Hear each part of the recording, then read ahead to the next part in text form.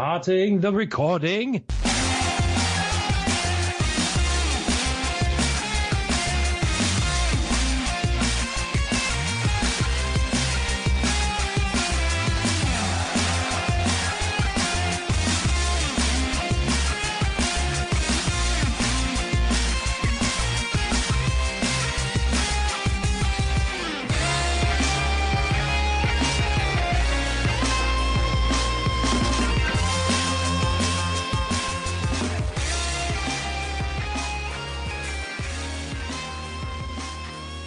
Welcome back, everybody, to another episode of World 1-1 Podcast. I am your host, Larry the Bearded Wonder. With me, as always, is everybody's favorite diversity hire, Eddie V. We're doing this old school. Wait, diversity hire? Oh, the shenanigans has started once again. I'm like, wait, what the world? I've been holding that joke for the last 4 days. And that's why I love you so much. You're definitely in the craziness that happened yesterday that's going on this weekend. That just, a mess. Well, we can proudly proclaim World 1-1 Podcast 100% Nazi-free. Yes, we would do that. I mean, granted, I got a few friends that would say otherwise, but, you know, that's their issue, not mine. Well, you know what the funny thing is that some of these folks look like they got polos in, like, what suburban neighborhood did you fall out of? Like, really? And then y'all got tiki torches from, someone said they got the tiki torches from the dollar store and from Target. I'm just like, y'all are just doing too much. Way too much. Yup.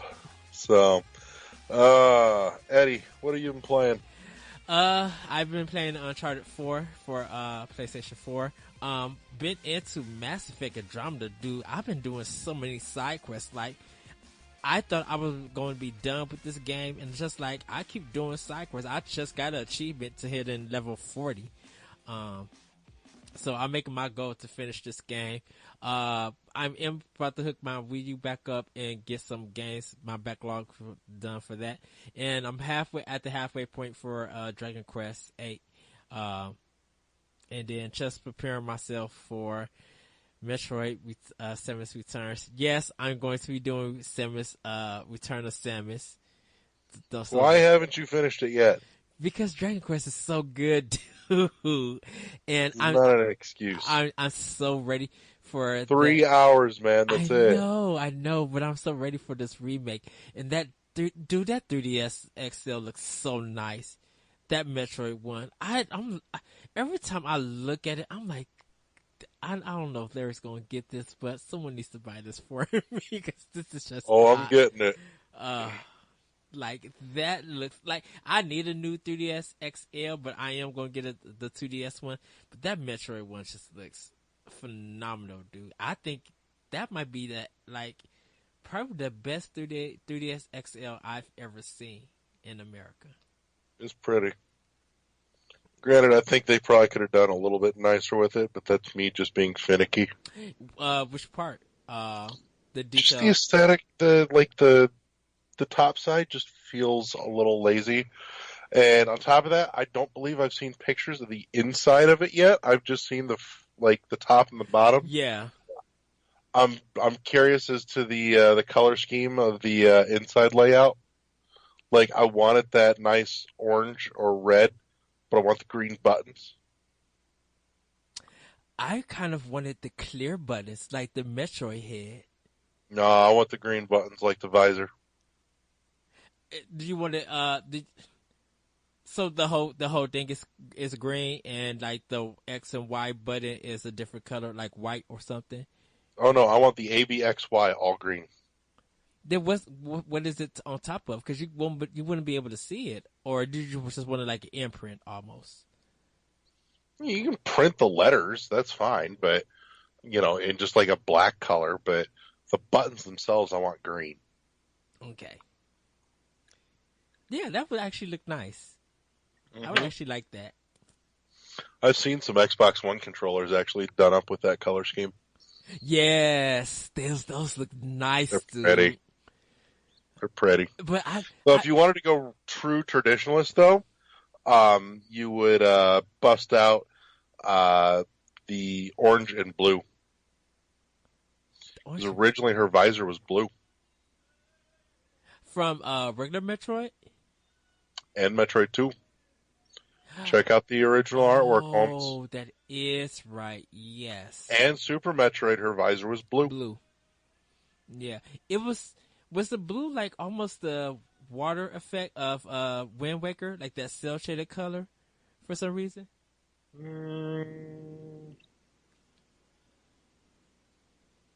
Oh, we have to check. Because I wonder what. Yeah, I'll have to look at it. But yeah, I agree with you. Oh man, that kind of would look sick, dude. Like, I could see another 3DSL like that. That would literally be sick. But yeah, that's what's up. I'm really curious to see what the inside of that looks like since they haven't shown it yet.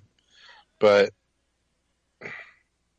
yeah, but as for playing, that's all I've been playing for right now. In Ikaruga, I played in Gears of War 4. I played more of. I actually got to level chapter 4 of Ikaruga, so I'm going to do my best to beat that so I can get all 5 chapters, and then hopefully I can get Infinite Continues, because that game is hard, and I love it for it being hard. Nice. Where did I play this week? I got to fiddle around a little more with the Trials of the Sword on Breath of the Wild. Yeah. I haven't gotten real far with it, but again, I'm just kind of fiddling with it off and on as I have time. I really need to block out an hour and a half, 2 hours to just sit down and work through it. I'm there right with you. I need to just block out some time for it. What else did I play? No, there was something else I worked on a little bit. Shit. It's just gone right out of my head. Motherfucker. Did you play anything on Xbox One? Like, pick up anything? I really haven't lately. I need to get back to Evil Within. It's sitting in my disc tray calling my name, and I haven't. And I feel bad because I'm totally fucking jazzed for the second one. It looks amazing. And I want to get through the first one because I liked what I played so far, aside from that opening scene, which is a pain in the ass. But more specifically, it was a pain in the ass to play. It was really cool to watch. Like, the story was excellent. Mm-hmm. The delivery was great. I just was not nuts about the way that they structured the gameplay of the opening of that. So yeah, I need to pick it up for the newer systems because I got it for PS3, but I just didn't pop it in. But I need to pick it up too. I really want to get that. Yeah, 2 looks crazy. Also, did you see Games with Live this month has Bayonetta? Yes, I seen it. Yeah, I gotta. And Runbow. I have to download both of them. Motherfucking Rumbo is free. So if any of you have an Xbox One and you've got Live Gold, oh my god, you've got a great month this month. Yes. Bayonetta and Runbo, holy shit, get them both. Yes, and I need to beat Bayonetta. I've just been thirsty for some action games like that. Yep. So, and they said the 360 version was the best version. Well, the Wii U version is kind of the best one, but between 360 and PS3, 360 is the way to go. So, yeah. Right. Let's see here. What else was shaking this week? I know I fiddled around with a couple more things on my Switch, and I'm just trying to think of what it was. Thumper, Mario Kart, Splatoon, Grace. No, it was some of the smaller indie stuff. I tried playing a little bit more of Goner, was one. Okay. I like it, but I do have an issue with it. This seems to be a growing thing lately, is that Nobody wants to give you any fucking instructions. They want to just go, here's a game, figure it out. And fuck, that shit pisses me off. It's like, I don't need a 3-hour tutorial. It doesn't even have to be, a half-hour tutorial, but just at least give me enough to go, this is what each button does. Good luck. That's all I need. But they keep skipping that step. It's either way too fucking much or it's nothing at all. I'm like, really? It's not that difficult, guys. Just give me some place where I can check what the hell the controls are. This should not be an issue. And see, I think that's definitely on the developer part, but it's on like the testers part. Like, I think they got too good on the game that when they was designing it, they was thinking of themselves and really not the player when they released it. Should not be a difficult thing. Bullshit. Yeah. But in any case, let's see. I need to fiddle around with Bulb Boy more too. It's got kind of a point and clickish feel, but I don't know, something about it is just not. It's not clicking with me. You're not like getting. I don't know what it is. Like, I don't know if I'm just every time I go to it, if I'm just not in the right mood or what. But I can't seem to sink into it as much as I've tried. I feel bad because I really love the aesthetic. It looks really cool. But it's one of those, I don't know. I'm hoping that it's just an issue of I've not been in the right mood and that I will eventually pick it up when I'm in that right mood and I'll just go to it. I think part of the reason too I've not been playing I know something else I was playing at least a little bit of. I did pop in my my recent acquisition copy of Phantasy Star Online on the GameCube. Yes. Mm-hmm. Yes. The memories. Mm-hmm. Dude, I've got like somewhere between 1,300 and 1,600 hours clocked on that from when I first had it. Oh no, I've still got my memory card from way back in the day. Oh wow! That's how I knew how many hours I had. It was I'm thinking it was closer to the 1,600 hour mark. But dude, the bulk of those hours I put in the span of about 3 months. Wow. Dude, when I got that, I had a whole fucking cluster of friends that was all we did day in and day out was we were playing PSO all the fucking time. You have to have like, is your characters maxed out or? Nope. But I got at least 2 of them between a level 125 and 150. Dang, how many levels it goes up? Max is out at 200. Dang nabbit. And as an added bonus, the one that I picked up is the original PSO episode 1 and 2, not PSO Plus, because the original has a higher XP rate than Plus does. Oh, wow. It's not a big difference, but there is a little bit of a difference. See, I forgot all about Plus. Well, and really the only difference between the original and Plus was that Plus had a couple of missions on the disc available for offline that the original had that were only available online. Okay. Now, that being said, and I've got to check and see if it's still out there. I think it is. But for a long time after Sega shut down the servers for the GameCube, somebody else had opened up their own private server and was actually running better servers for free than what Sega was. Like, Sega just was terrible about all the holidays and events and everything. These guys were on it. Like, they were the ones, Sega never did, but like, these guys were the ones that actually went in and tweaked and turned on drop rates for special holiday items, put up like holiday only event quests, all kinds of shit that Sega never did. And all the code was there in the game.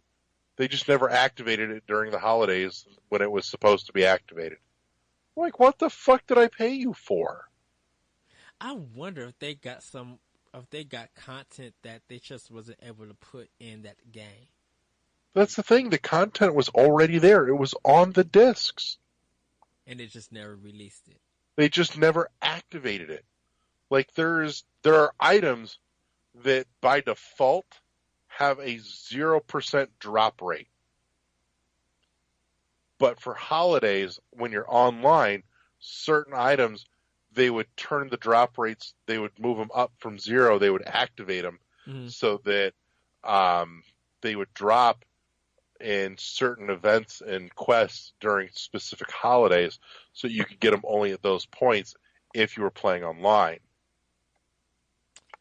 Wow. But Sega, even if you were playing online on Sega's official servers, Sega never went in and tweaked the drop rates for any of the holidays. That's weird. It wasn't until Sega shut down their servers and the unofficial guys activated theirs but that you could actually start getting them. Wasn't that server going on for about, 3 or 4 years? It was up for quite a while. Okay. See, I think that's the thing with some MMO games like that even though the game could be, going for a long time, it's not guaranteed when it'll actually come to an end once they turn the servers off. And it's just like, well, how do I actually play this game if you got all the content and half of that content has to be online and you never got to it, like, how do you access it? Yeah, I actually spent some time reading up on another MMO this week too. I was off on Wednesday. I was basically of no use to anybody. But in any case, I laid in bed and I watched through all the Matrix movies just because it happened to be on Netflix, and I, just play. 2 hours later, play. 2.5 hours later, play. But it was one of those things that you just kind of turn my brain off. But I did a little look and I did some reading because I was curious. For anyone that never checked it out, the Matrix Online was actually an MMO. The gameplay apparently was never all that great per se, but the story was apparently quite interesting because the story picked up after the end of the third Matrix movie, Revelations. Yeah. And it started out dealing with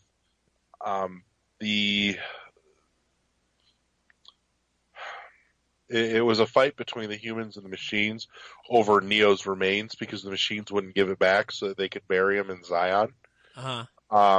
And then from there, Morpheus apparently eventually went off the deep end, and he started setting off what were called blue pill bombs, where it would disrupt anybody that hadn't been unplugged from the Matrix yet. And because they were, not ready for it, it caused most everybody in the blast radius of the blue pill bombs to actually go insane. Eventually, though, and what was neat was that online factions started forming out of all the player base. Like, some of them were like, no, what Morpheus is doing is right. And another faction was like, no, this is fucking terrorism. And so they would literally fight over it. Like, there would be, Morpheus would set one of these blue pill bombs, and one faction would go after it and try and disarm it, and another faction would sit there and try and camp the bomb to keep everyone from being able to disarm it. Oh, like almost like player versus player, like PvP. Wow. Yep. And then eventually, Morpheus ends up getting offed by it's called the Assassin, and they were dropping little hints here and there at first, but the Assassin was hired by the Merovingian to go in and off Morpheus, and but the thing is, the Assassin was not a person per se. the assassin was actually like a swarm of flies. And so they were dropping little hints all over the place about how to kill the assassin, that you had to like find all the ingredients to make this like pesticide thing to kill the assassin, since he was actually just a swarm of flies, basically in a trench coat and a mask. That's crazy. That doesn't make no sense, but wow. Oh, dude, it was fucking neat as shit, though. Like, if you go back through the forums for that, you can see all kinds of, like, faction divides and everything. It got real heated and real political. It was fucking neat. Like, I don't think it was anything that was really intended. It just kind of happened as a result of the ongoing story that they were telling, which was fucking cool as shit. I had to take that for one of my philosophy classes. We had to watch The Matrix for it. I think if you're going to be required to watch The Matrix, you should be required to watch all three of them. Yeah. I mean, 3 is not the best. I think I think 1 is the best. I like 2 a little bit more, but it might be because of the choreographed fights and definitely that highway scene at the end. 2 and 3, I think, get an unfair bad rap by comparison. Yeah. But in any case, that's going way off into cinema territory. That's not really our neck of the woods, as much as we enjoy taking a walk through it every once in a while. But yeah, so that's most of what I've played this week that I can fucking remember. I know last week, I probably talked about it. Atomic Blonde. I watched. I don't know if we talked. I say you and I talked about that a little bit. Yeah. Yeah, I was kind of was reading. They have a little story in Wire, and I was like rereading it, and they was talking about how using different techniques of the editing. So it's the way that they did it. He did old school techniques and put them all together so that it would look like it's all one scene in one shot, but it wasn't. And I was just like, okay, let me see how. Then I was just like, oh, there are parts that they go off screen and then come in and do it. And then I was just like, okay, I see what I'm doing. But yeah. But I kind of been in that fix of like crazy action movies. Yep. Summer's always a good time for that in general. Yeah, but then I watched Hard Ticket to Hawaii and feel like laughing. You talking about boobies popping. Woo, I was just like, and this is on YouTube? Okay. So, one of those good, bad movies. Yeah. So, Eddie, what all did you catch in news this week? And no, we're not talking about Nazis, so knock that shit off. Well, I know one of the big major news has been the lawsuit against Nintendo. Game Dive suing them for patent infringement with their controller and with the switches, and they kind of want to be paid and for to stop the sales of Switch. But I've never heard of the company. You can look at the pictures of them. I really don't know how they're going to. I don't think they're going to win because in order for them to even use these controllers, they have to have an Apple phone or tablet or Android phone or tablet or whatever to even use the controllers, where the Switch is automatically connected to the system at all times. Yeah. It boggles my mind because it seems like every console generation, every time Nintendo releases a system, this kind of shit always crops up, and pretty much every time Nintendo puts them down. Yeah.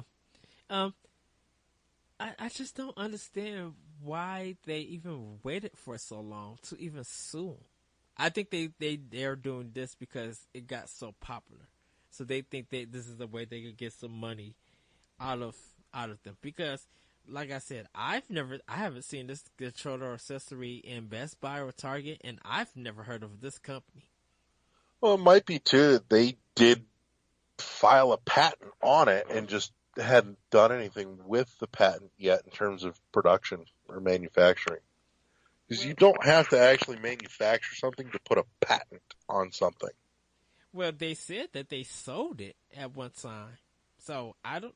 So, and from what the pictures look like, it looked like you attached it to your iPhone. But I'm assuming my assumption is that it's one part is going through the headphone jack and the other part is going through the charger. Because I'm like, how else would you play this thing with two controllers on a phone or a tablet? So, other than that, not much news that came out that I've been following. I know We got that. Well, other go ahead. news. We got that fancy new Metroid 3DS coming out. Yes, that one is coming out $199.99 September 15th. Yep, day and date with the game. Day and date with the game. So you guys can check that out. Keeping in mind, though, the game is not packed in with the system. Yes, that is true. So you guys will have to buy this game separately, and you will have to buy the amiibo separately. Yep. Goodness, that's about, I think, about $270 almost. The two amiibos. Well, depending if you get, I wonder if they're gonna let the old Samus amiibos, to be used in the game, like when they first used it. Yeah, they've got each one of the Samus, each one of the Metroid amiibos. So the new two and the old two, every one of them has a different functionality. Okay. And I know you can't unlock the hard mode without the amiibo, but if you can. There's actually two variants to the hard mode. They did clarify that there will be a standard hard mode that's unlocked after you beat the game, and then there is a second, more difficult mode beyond that. So it's like standard hard and expert mode, basically. Yeah. It's that expert mode type. It's the fusion mode that unlocks with the amiibo. Yep. Well, I know they asked the question. Do you think it's fair for Nintendo to be locking their other modes of a difficulty? Like Breath of the Wild, you kind of paid for it to get that hard difficulty, and then with this Samus one, you have to have that amiibo to unlock that hard one, And people are just like, is this a new route that Nintendo's going with locking a difficulty setting? Honestly, I think that it's a lot of people pissing and moaning because they have to have something to piss and moan about. Because if you remember back to when amiibos first came out, everyone griped because there wasn't anything really meaningful behind them. It's like, you get one or the other. Either you have something that, is really worthwhile locked behind it, or you're not ever going to have anything meaningful behind it. You can't bitch about both because you're asking to have your cake and eat it too. Right. And that shit doesn't fucking work. And the thing about it is people were buying them as collectibles. I mean, that could be any toy. You cannot, there'll be a toy that you spend so much money on that you really don't get a benefit out of. So it's almost kind of the same thing with Amiibo. If you're spending all this money and you might not feel like you're not getting nothing out of it, at least you're getting a collectible that looks really good. Shoot, how many people are still wishing that the Wii U fitness girl was still out? Like, you can't find her, and if you do find her, you're gonna up some money unless you order it from Japan. Mm-hmm. Which, by the way, just order it from Japan because those things aren't fucking region locked. Yes, and you know, Just saying. I love collecting amiibo. They just look good. Like, Oh yeah. Well, the Smash ones are gorgeous. yes, yeah, and that Pikmin one looks adorable. I love that Mhm. Pikmin one. I've got my Oliver one, and he's fantastic. See, I think I have Oliver, but I put him under somewhere under my amiibos. I actually just picked up the Cloud in Bayonetta.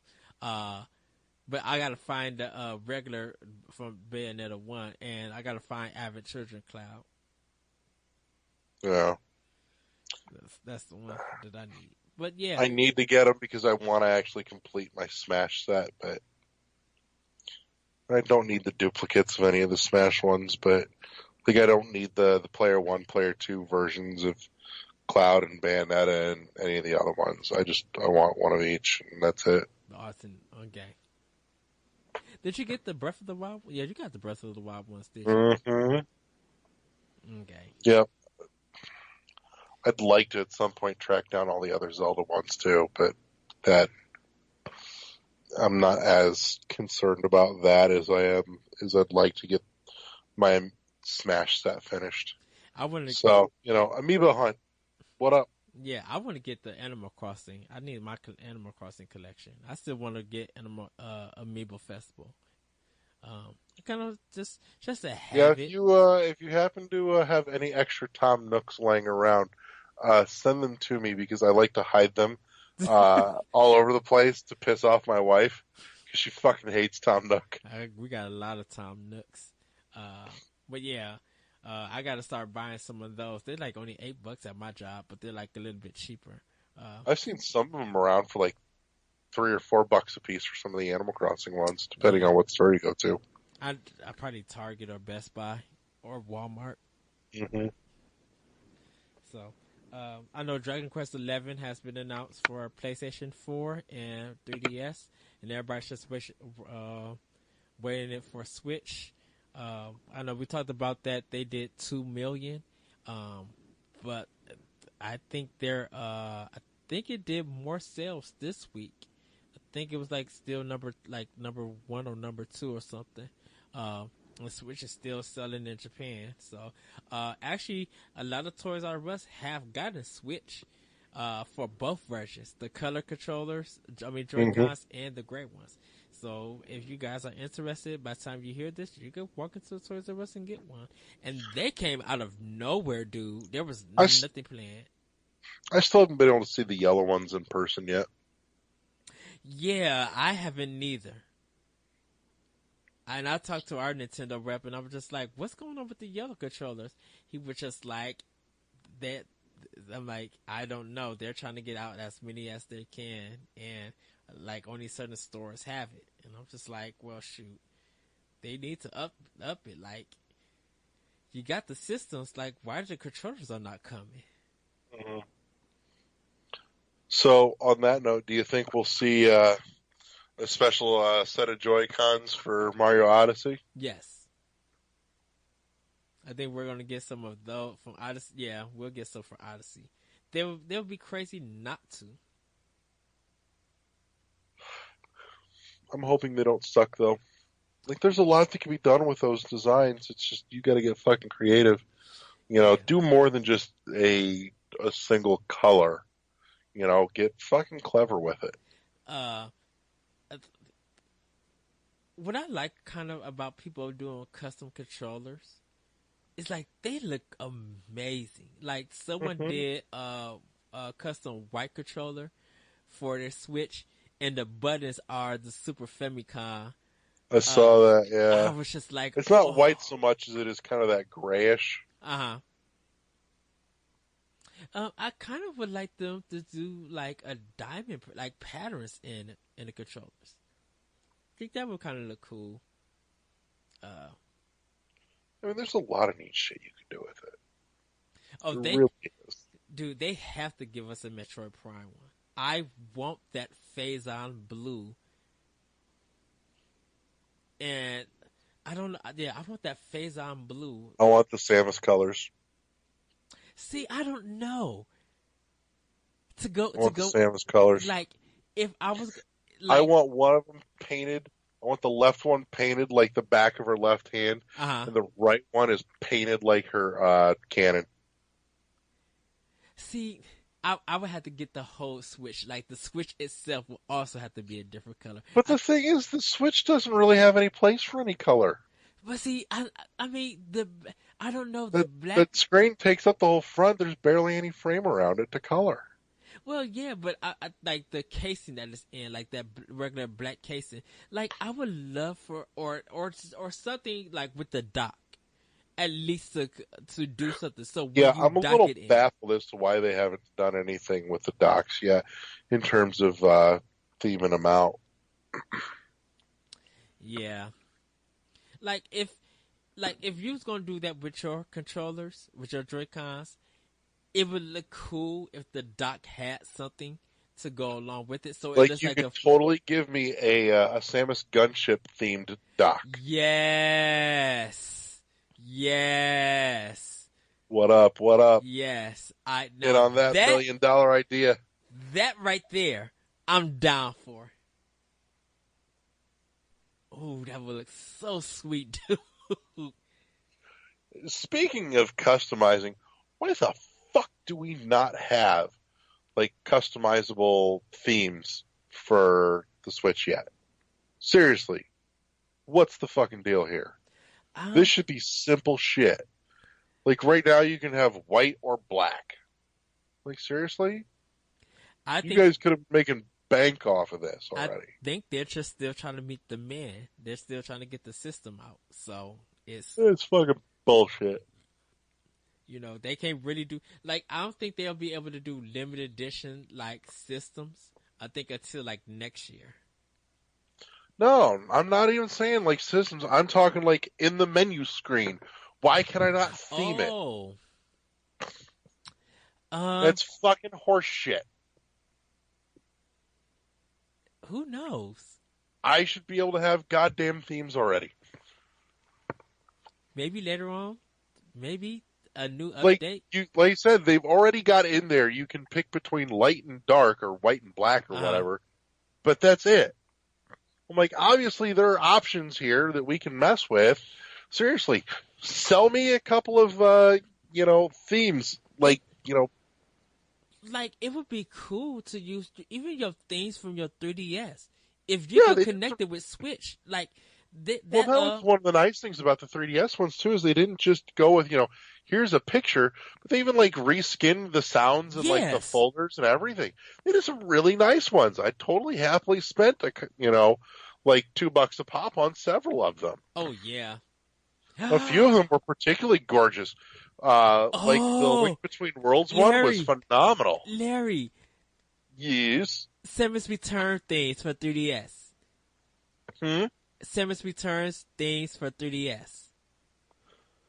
What do you want? Like, dropping, like, they'll probably come out Thursday or Friday when the game come out. But what do you want from a Samus Return theme for 3DS?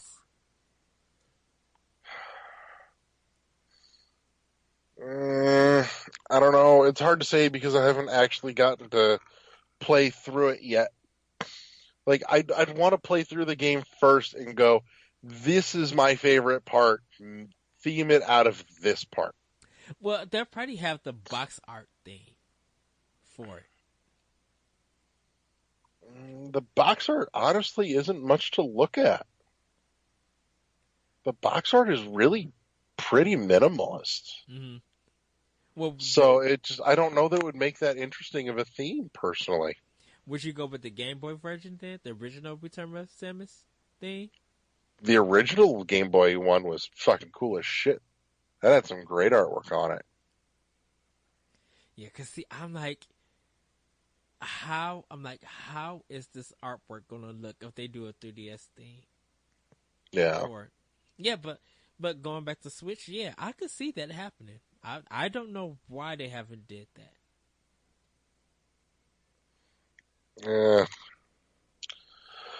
Oh well. I mean, there's one, and I mean one, uh, Metroid theme for the 3DS, but that's literally it. And it's an old like NES theme. It's honestly not that fascinating. But I do like the fact though that they even gave like the themes background music. Yeah, It was a nice touch. it'll be so cool. It'll be so cool that if you could just have a little Metroid flying around where your cartridge, where your selection is at, and then when you choose it, it just sucks on it. It starts sucking on it into load or something. I think that would be cool. Oh, let's see. What the hell else happened in news this week, Eddie? I know there was other shit. Pretty much not much that I know of. I mean, I know the Oculus Rift had a sale, like for 300. Well, that's Destiny 2. Is that a thing people still fucking care about? Actually, yes. Because Res, that came out for PS4, PSVR. Res Infinite, they just got released for PC and Oculus. So people are happy to be playing it on PC.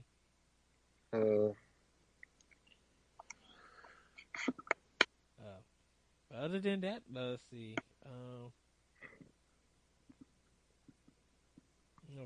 Not too much. Besides, like Alex Moore, they're thinking, she might have. Is she seriously still in the news? Yeah, because they went to court. Immigo Software, they went to court, and they got it where she cannot DMCA anybody who owns Star Mazer DSP. But she's been on. But she actually, they're thinking that she did perjury because she went back DMCAing somebody about Star Blazer, and because they was talking about it, and she ended up doing the DMCA on it. And she's been doing it to other people who've been doing it on other games. And the River City Ransom one was a contract between her and another producer or another composer, and the people who made the game never hired Mora to do it. So that's why all of those DMCAs were happening. And she's still going on to it. So I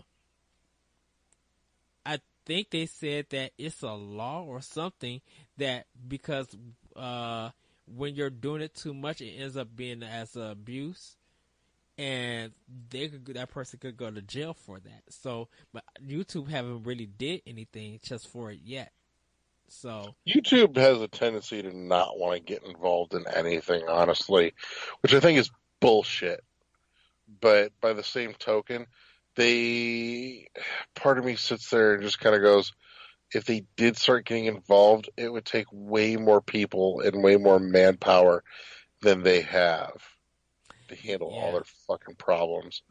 Like, honestly, it feels like YouTube has gotten way too big for its own britches. It's gotten so big that it's just about unmanageable, really. Well, I think that's why people have been doing Patreon for it, because they were just like, they can't, like, content creators can't make no money off of YouTube no more.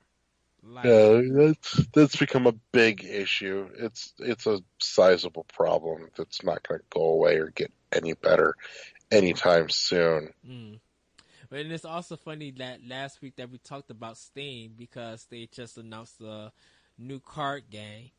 And people yeah, that was the other news. Big exciting news. Valve's making a new game. Far less exciting news. It's a fucking card game. And they were pissed off. They literally booed And it's So, like a card game off of Dota. I think Mhm. Dota 2. Yep. Uh, Artifact. yeah, Artifact. They didn't. I don't think they showed any gameplay over or anything. I think they just announced the name. And I don't know. Watching the gameplay of a card game is not really that, tantalizing. It's one of those things, especially when it's a new card game. mhm. It's so hard to make a fucking trailer for that will get anybody hyped up. That's one of those things you just have to play and figure it out if it's your jam. Well, I don't know how it's going to turn out, but this is not a good look for Steam.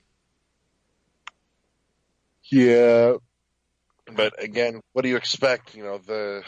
All the big prominent writers have left, and Hmm. it's just this feels like this is like the only thing that they could figure out how to crank out without needing any major story, story writers. I really wonder how do the PC community feel? Do they feel like I'll tell you how I feel. I feel pissed because Valve can't count to 3 and fucking finish anything that they started. Half-Life. well? Fuck cocksuckers. What do you think Steam feels like a monopoly in a way when it comes to PC games? No, because there's plenty of other services out there. You've got Steam, you've got GOG, you've got EA Access, you've got EA Origins. Origins. Yeah, Ubisoft's whatever the fuck their thing is. And it's not that they're all particularly great, but that's part of why Steam is as big and ubiquitous as it is because of their ease of use. Like, Steam's got the DRM, but it's so manageable that nobody gives a shit. It's not like Ubisoft's DRM or EA's DRM where it just actively fucking ruins everything. Okay. That's a big deal. Now, on the other hand, too, while they don't necessarily get all the big name titles, all the stuff that does come out on Good Old Games is DRM free. Yeah, that is true. Well, I think the reason why I ask is because every time people talk about PC games and Steam is the first one that mostly come up. There's a difference between them having a monopoly and just being ubiquitous. Yeah, but I wonder why companies haven't pulled their stuff off of Steam, and just put it on their own platform. Not what they that well, yeah, it kind of will be like what Disney is doing, but Because there's too much money to be made on Steam. Like, they know that yes, they'll get some people to buy it, directly from Origin or, Ubisoft's, whatever the hell it's called now, online service. It's still nowhere near as much as what they're going to get sales-wise from Steam. And so it's worth it to just, suck it up and put it on Steam as well. okay.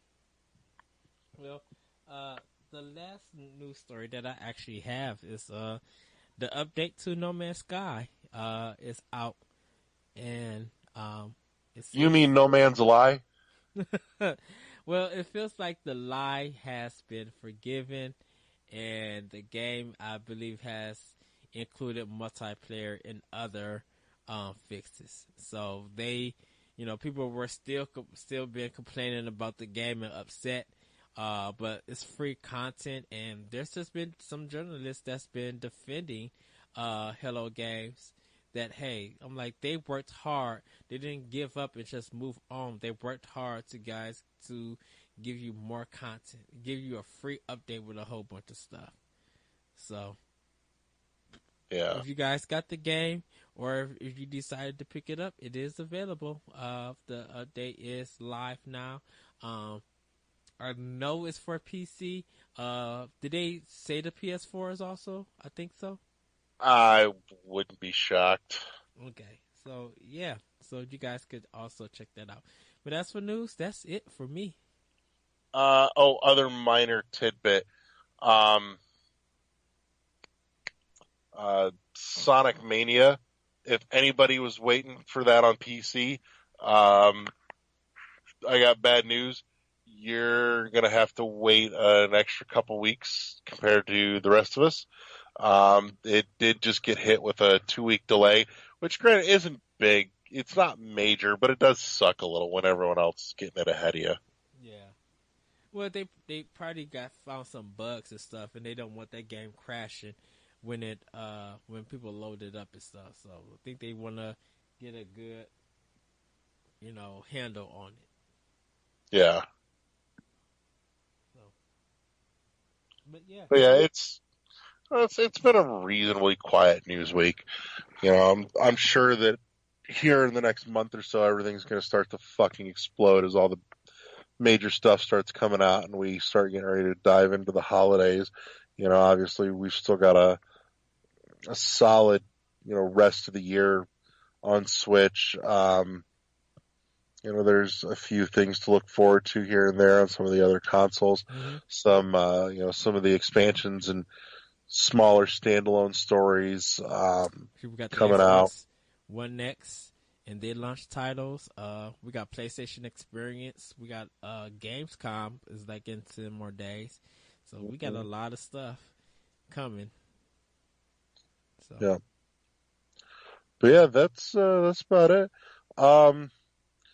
For those of you, that have been tuning into us on YouTube, you'll notice that there is no accompanying video, that you're really just seeing a still image this week. Our dear Corey has had his hands more than a little full, and so we wanted to give him the opportunity to kind of take a breather this week.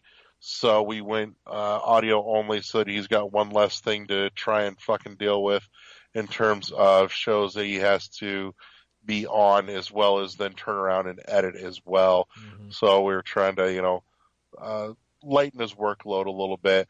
But, obviously you're still catching this on YouTube. You're just, getting the still image instead. For those of you that have been picking us up on, our home base of shoutengine.com, as well as iTunes and Google Play Music, we're glad to have you with us, especially anyone that's joining us for the first time. My humble apologies, you poor bastard, you've been duped. But yeah, that's the show this week. I think I've just hit most of the show pimps right there. We've hit YouTube, Shout Engine, iTunes, Google Play. More specifically, if you want to check out the show in its video form on YouTube, you're looking for the NGR radio channel. We are housed there.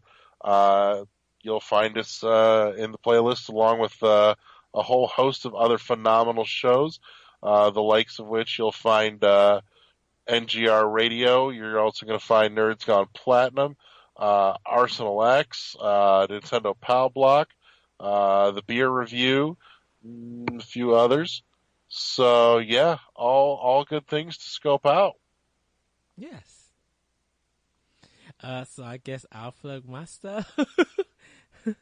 And I'm going to keep it brief, everybody. You can follow me on Twitter at ThatRetroCode. You can hear my podcast, Optional Opinion, at SoundCloud, iTunes, Google Play, the Anomalous Radio Network.podbean.com, and other podcast apps. You can read The Moment at SkirmishFrost.com, read Optional Opinion blogs at IGN.com under Anime, ENIME. Check out my Twitch page, The Lyrical One, for my Let's Learn series. And also, if you guys want to friend me on Xbox One, it's The Lyrical One, and for PSN, it's Ocomico. I will have my 3DS and hopefully soon my Switch friend codes up, so you guys could join me there also. I am getting ready for the video games that's coming in September, so you guys will be able to check out those stories and hear those podcast episodes for Optional Opinion. But yeah. Yeah, that's it for us this week, guys.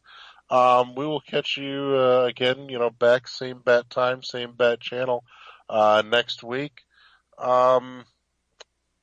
Next week, with any luck, we should be back up to full strength with Corey back in the roster, and if all goes according to plan, we should finally have our newest member of the cast on board next week at long last.